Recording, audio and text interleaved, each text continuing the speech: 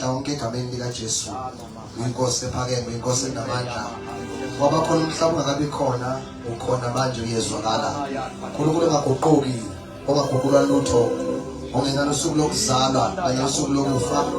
Wena ophila kuzinto ephakade, wena okhona, omile kuzinto ephakade. Uyinkosi enamandla, uyinkosi ephakeme. Baba nantambama, Nkosi engcwele, we approach your throne, Heavenly Father. Sini phambi kwakho nsuku yemfihlakalo. Sini phambi kwakho Nkosi enamandla. Sini phambi kwakho Thwala, sini phambi kwakho uNkulunkulu oNkulunkulu. Uthi mayikhuluma ngawe Nkosi uDavide, athi uNkulunkulu wethu semhlanganweni nabanye oNkulunkulu uyabahlulela. Wena uphakeme-ke ukumahluleli woNkulunkulu.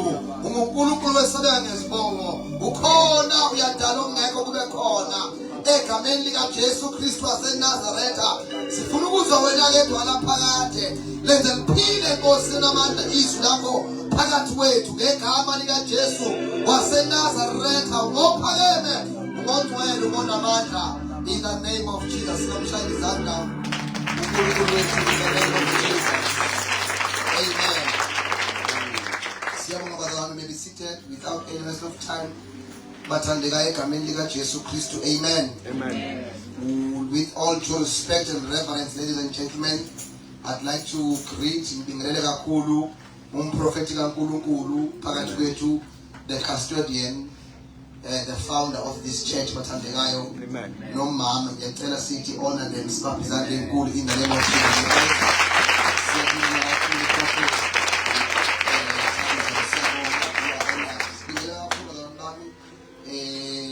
Abefundisi bakhona in this branch eMachisini, umfundisi uNtobela nomama ngicela sibaphe izandla enkulu abantu. Umfundisi uShusha bazalwane bami simuphe izandla naye ezweni likaJesu. Lonke ibandla likaNkulunkulu egameni likaJesu Kristu waseNazaretha, my wife and my kids bazalwane bami ningaphazamiseki kuhleli uyisolisa bonke ngale Nkosi. Amen. So siyabonga kakhulu prophet, ngiyathuka ngoba manje ngihleli lapha phansi ngithi hey, uyabona to come into a prophetic house welcomeayo ubona prophet ngezo uzoshumayela ngalo introduceayo hlala phansi in the name of Jesus. Nasebandleni ngishumana bemi kanje bazalwane. Praise the Lord. Amen. Hallelujah. So ngiyajabula ke uNkulunkulu is confirming, because I've been having a battle today with what I'm going to say bazalwane. Amen. But ngicela ke ningivumele nami ukugibela itekisi eqale ubaba umfundisi Ntobela, the prophet affirmed it. I want to talk today about the faithfulness of God.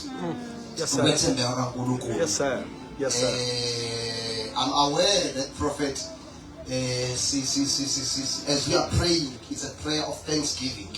Sizobonga uNkulunkulu. Mhlambe singakalivuni nje izwi laNkulunkulu. I want to pass kuleli verse I once preached about. I think it was our mom's birthday. I spoke about the women who had an issue of a blood. Bonke Nkosi. The Bible, lo mama babushusha mfundisi wami wayinenkinga yegazi for 12 years. That's right. Laliphuma lingaqhamuki. And she spent imali yakhe ezama usizo egameni likaJesu. Amen. Amen. Engalitholi usizo. Lithi iBhayibheli, and then she said to herself, if ngingathinta umphetho wengubo yakhe ngiyosina. That's right. But now this is the mistake ayenzayo umama. Uthi mayisenqamukile ukopha nokuphuma igazi. Lithi iBhayibheli wayebese yaqasha. Amen.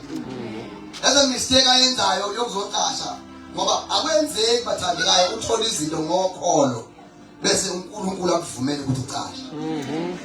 Azitholwa izinto uNkulunkulu ngefaith bese uyaqasha. Now uJesu Kristu uyabatshela la hamba nabo ukuthi no, niyangithinta but kukhona ongithinte kangcono kunani. But the biggest mistake ukuthi lo ngithintile kunani usefuna ukuqasha. Ngoba kubalulekile bathandekayo ukuthi izinto sizibonge la siyithole khona. Yes, sir. Amen. Never make a mistake yokuthola izinto zaNkulunkulu la bese ungafuni ukuyibopha uqashe ngazo. Albonke ngabale Nkosi. We must become a bold and a fearless church. Hallelujah. Where we are not afraid to proclaim izinto uNkulunkulu asesiyababandela conscious. elisaba kakhulu lelibalisa kakhulu ayasimphakamise uNkulunkulu ngezinto asenzele zona ngoba ukumphakamisa kwakhe kwenza ukuthi izwe limazi. Bonke abalenkosi ngoba the more uNkulunkulu enza is the more bemazi ukuthi sihamba noNkulunkulu owenzayo. Praise the Lord. Amen. Let's look at the purpose yanamhlanje. We look at the book of Malachi 3 verse number 6. But my sermon will be centered in Deuteronomy 31 verse number 7, 8. And then in fact from 31 verse number 6. Then we'll start by Malachi 3 verse number 6. It does read. Malachi 3 verse number 6. We'll start by English translation. I am the Lord, I do not change. Amen. Because of my promises to my people, I have not destroyed you, descendants of Jacob. Let's read ngokuba mina Jehova angiguquki. Ngalokho nina madodana kaJakobe aniqede. Yes sir. Hallelujah. Amen. uNkulunkulu uzonikeza uIsrayeli one of his qualities and characters. Ukuthi uma khona into nje efanele niyazi ngami Israel ukuthi kangiguquki. Amen. Amen. And it's a tricky ukuthi uNkulunkulu udala yonke into edaliwe iyaguquka. But yena akaguquki. Yes sir. Nisekhona bazalwane. Amen. Let's read 31 verse number 6. Lithi, be strong and brave. Do not be afraid of those people, because the Lord your God goes with you. He will always be there to help you. He will never leave you. Be strong and be brave. Do not be afraid of those people. The Lord your God goes with you. Number one. Number two, He will be there to help you. And then number three, He will never leave you. Amen. Hallelujah. Amen. I love this translation, Prophet. It will be strong and courageous. You should not be afraid. You should not be in dread from their presence. For Yahweh, your God, is one going with you. That's right. So, Yahweh, your God, is one going with you. He will not leave you alone. He will not forsake you. Praise the Lord. Amen. Verse number 7. Umose wambiza uJoshua wathi kuye emehlweni abantu bonke baba-Israyeli, qina umesibili ngokuba uyakwahamba nalaba bantu uye ezweni uJehova alifunga kuyise ukubanika lona. Wena uyakwenza ukuba balihle ifa labo. Baba, izwi lakho liphilile. Khuluma ngalo in the name of Jesus. Amen. In this short time bazalwane bami ngifuna ukukhuluma ngokwethembeka bazalwane bami, God's faithfulness. Alibonke igama lenkosi. Yes sir. Uma kukhona bathandekayo into eyenza our God to be incomparable. Uma kunento eyenza ukuthi uNkulunkulu wethu makumiswa nje abanye othixo bese kuthi qhamuke lo wethu. Uma kukhona into emenza yena angaqualify ukuhlala nabanye oNkulunkulu ukuthi yena one akaguquki. Yes sir. Praise the Lord. Aye. Number two, uthembekile. Yes sir. Alibonke igama lenkosi.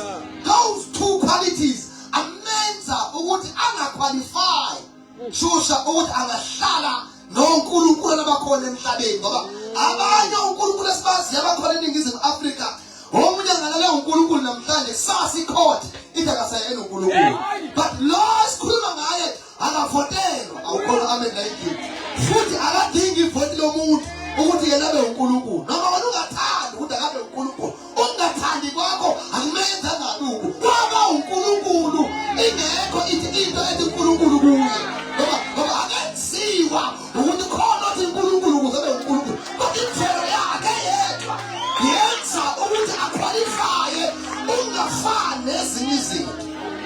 Isekhona bazalwane. Ingakho-ke ngelilanga mase befikile usiyakhuluma ngaye uMiriam uthi owethu uNkulunkulu akafani nawo nowayo. Uthi elethu idwala futhi alifani nelabo. Uthi nezitha zethu ziyalazi. Manje-ke bazongena eKhenani balinde ucrosser over. uNkulunkulu uzobanikeza i-assurance ngoMoses ukuthi ungena kwena eKhenani akuncike njengoba kwini kodwa uncike ekuthembekeni kwakhe ukuthi yena wethembekile ukwethembela kwakhe ikona okuzoniphusha kunifake ngaphakathi. Hallelujah. So asimuze uNkulunkulu in this context ekhuluma ngama-giant noma khona wona kodwa yena uthembeke ngale ndlela ukuthi ama-giant awakwazi ukuma phambi kwakho bazohamba naye nisekhona bazalwane. So into leyo uNkulunkulu emenza ahluke leli gama elithi faithfulness. When you study this word God's faithfulness in Hebrew it says emuna or amen. In other words makube njalo. Eli gama kaNkulunkulu umakube njalo. Abona khona amen la indlela. Noma ngaba ngalabi nakho kodwa masekhuluma yena makube njalo. Ayingahlala ku one room ngihlelo abantu. Kodwa masengithole yena makube njalo. Ngiyakhula ngiyasindi masekukhuluma yena makube njalo. Because his name is faithfulness. Wethembekile lonke abalenkosi. Manje uyabakhumbuza umfundisi ukuthi lona akuyona induku engilethekana. Futhi akuyona ngikona ukuthembela kwakhe. Usiyamkhumbuza umfana uMose ukuthi lalela waJoshua sikasaphuma eGibhithe. Saphuma ebusuku umnyama ngapha eGibhithe kukhanye eGosheni. Ngoba sasinophawu esihamba nalo lokuthi sinewundla. Ngasikhathi siphuma umnyama eGibhithe ukhanye eGosheni. Ithi babe kwasekufa amafirstborn abanye ngala. Abanye kwasekusuka uFaro weza wathi Moses sekudala sikuyekile phuma nabantu bakho. Ngoba sonke lesikhathi uMose uyena ocela ukuphuma. Bathi ngelanga uJehova ehambela uIsrael ngokuthembeka kwakhe kwaba uFaro wabadedelayo. Uyabona masekufika ukuthembeka kwakhe awunegotiate noSathane kodwa ukudedela ungathandazana because the faithfulness yakhe awukhona amehlo endlela. Sibaba sesiphumanga lesikhathi bephuma kanti uFaro uzokhumbula ukuthi sidedele abantu bokudikaso wafela wabalandela kanti ulandela abantu bothembekile. Lesikhathi balandela kanti ubalandela lo thembekile wathi nalelanga emini ngomgada ngizoletha insika yefu. Lensika yefu ebusuku ayizukusuka ihambe kodwa the same cloud lekugula umlilo ebusuku. Awukhona amehlo endlela ngoba lo uthembekile. Bathi belandela ababalandela ngemuva wavela uSimakade wabaletha olwandle olubovu. Lesikhathi zilandela izitha uJehova waqala ney'nkola zabo wazikhuphula amasondo. Awukhona amehlo endlela wethembekile. Bathi bekhala u-Israyeli wathi uNkulunkulu Mose tshela u-Aroni aphakamise induku yakhe. Lesikhathi eyiphakamise induku kwazi ukwethembeka kwaSimakade kwaphoqa ulwandle laba udongala umhlabathi wasala womile wasuhamba u-Israyeli emhlabathini womulelo. Thina ikhilela mfethu ayiwile unyakha kanje wakhona masefika yena uzohambela uzohamba ubelahambi khona uzophuma labekaphumi khona. Hallelujah. Wenze simango uSimakade waziyeka iy'tha zabo sangena olwandle. Uma sifika phakathi nolwandle center sokuwelile wathi uNkulunkulu akatshela uNkulunkulu walo nayiphakamise induku. Wayiphakamise induku bese center bashona bonke. Wathi nqale ebhala uMiriam wathi hashi nemeli yalo wathi uphosile wathi njengenje enzulu izona uJehova wenze njalo. Namhlanje uJehova ngokuthembela kwakhe may he destroy your enemies in your presence.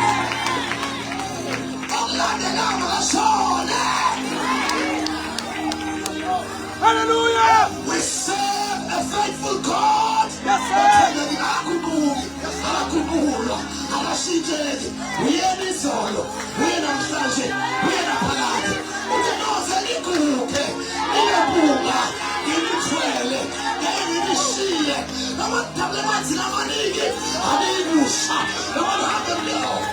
Hallelujah.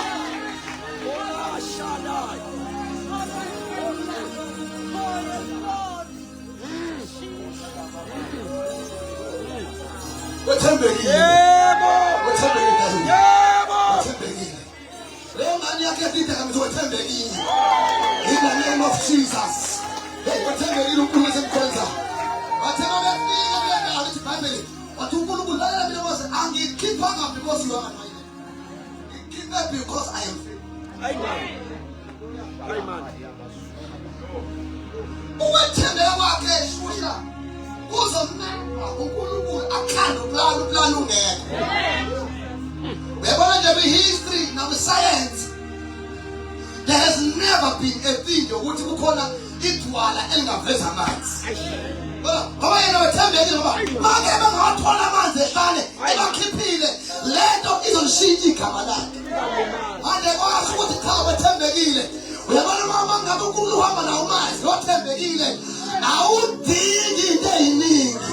Even when you have no connection, you shall make it. Even when you have no connection, he shall give you a good name. When you have no connection, you have no lutho. God will make a way because he is faithful. Nothing a connection. Uzophumisa kushise. Because ababa kwenzeke uthi ayewethembekile.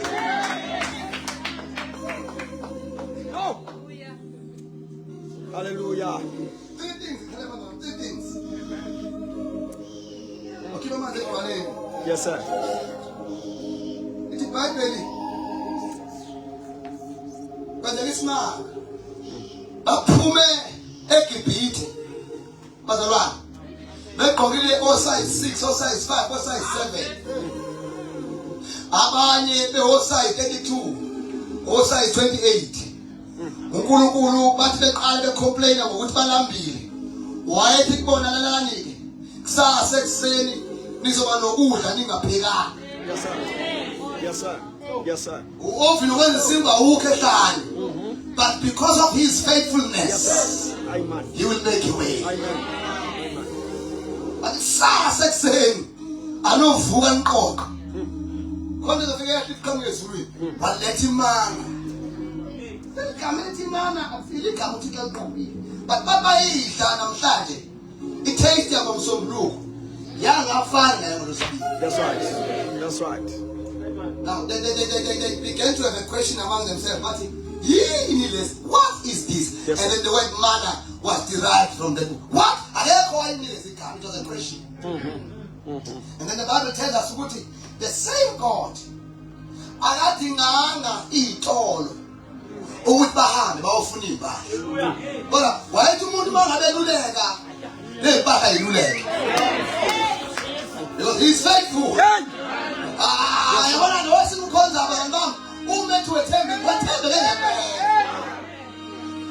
Mama mkhulu nyawo nama-sandals nawe kakhulu. Mama mkhulu umzimba nazo siyafuta sidabuke asiguge. Bahamba 40 years ehlala. Balwa izimpi nama-Amaleki. Iy'mpahla zangadabuka. Awusekhona amen like bathebelolwa kanti lo abakhiphile akekho empini. Uphezulu entabeni. Wathi Joshua sale ezansi. Uma ngiphakamisa izandla iy'mpi zoqotho. Ngiyavuma uSimakade sihlekwe yiswe. Ngiyavuma uJehova sibuke abantu. Because he is faithful. Hey, Mola kusana ilateya. Ela koshane kula brasataya. Asimukhoza uNkulunkulu ongabazayo. Asimukhoza uNkulunkulu oguqukayo. Asimukhoza uNkulunkulu oshintshayo. Sikhoza uSimakade oqamba isu. Sikhoza uNkulunkulu akwazi ukufunda. Sikhoza uNkulunkulu othembekile. Angiboni igama lenkosi. I've come to prophesy this evening. Business lakho, it shall flourish. Your life is getting transformed. Usatana unamanga. Never report like others say revoker. When you are healed, you are healed. Whatever there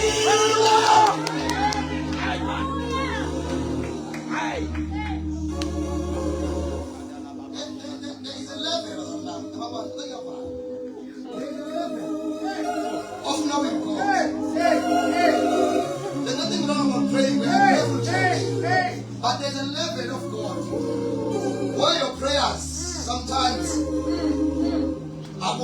ulekelelayo. Kodwa ulekelelwa i-faithfulness yakhe. Yes, sir. Yes, sir. Yes, sir. Yes, sir. Even my prayer life was down. I was down. And then now I'm phone calls. I'm going to pass a while. Now I'm going to say, but I ain't called now. And you only come out of those. Later, we ain't saying you are never taking up. And Babylon, but my father will not say I'm asleep. God, just son of a son. Oh, you call the Suli. Kutoa fanga milani skola wafende kwa shasona kadi lote mekilo semliwe mamengene mdilo nibalinde khona wayisebusa unekeneza asifananga ila bathathu ngibona wesine wethembekile awukho umlilo ozothula bona uhambe wedwa uzongena nawe umlilo ngeke uqishe uzongena nawe bayela bahlekayo ukhona umlilweni uzokuthwala uzohamba nawe uzoma nawe uJehova igama lakhe uyahleleba amakhephukhephu uyaphula igama zensimbi ukhwela amavujeni ngona zulu yemihlangano izwi lakhe linjengenhlobo yamanzi amaningi usimalade.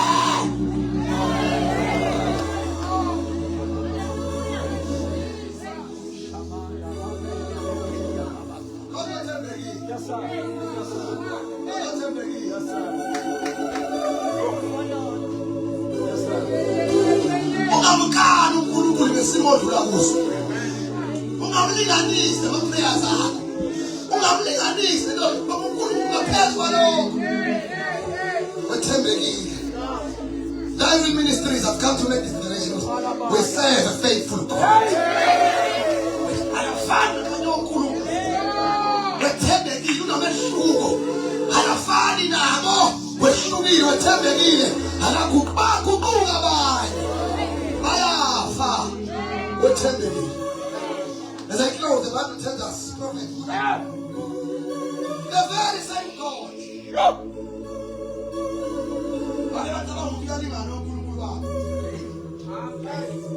Athi mabelwa nabantu bakaIsrael kuthiwa bathatha into yokulwa empini. They captured the ark.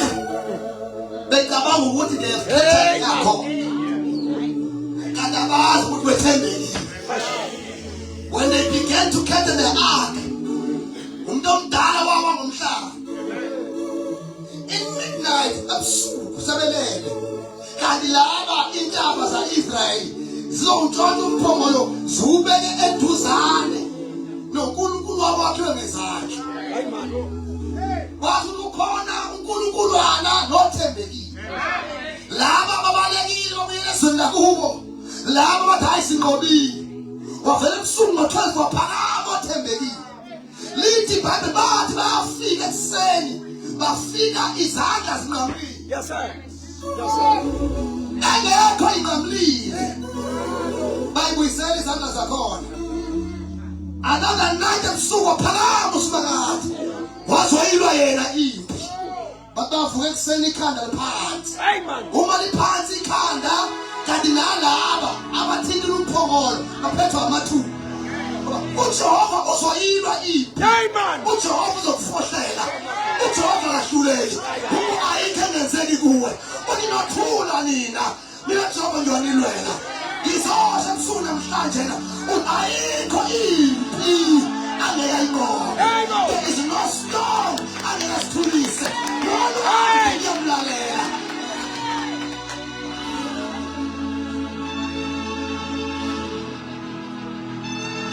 Now, prophet. Kosingusi.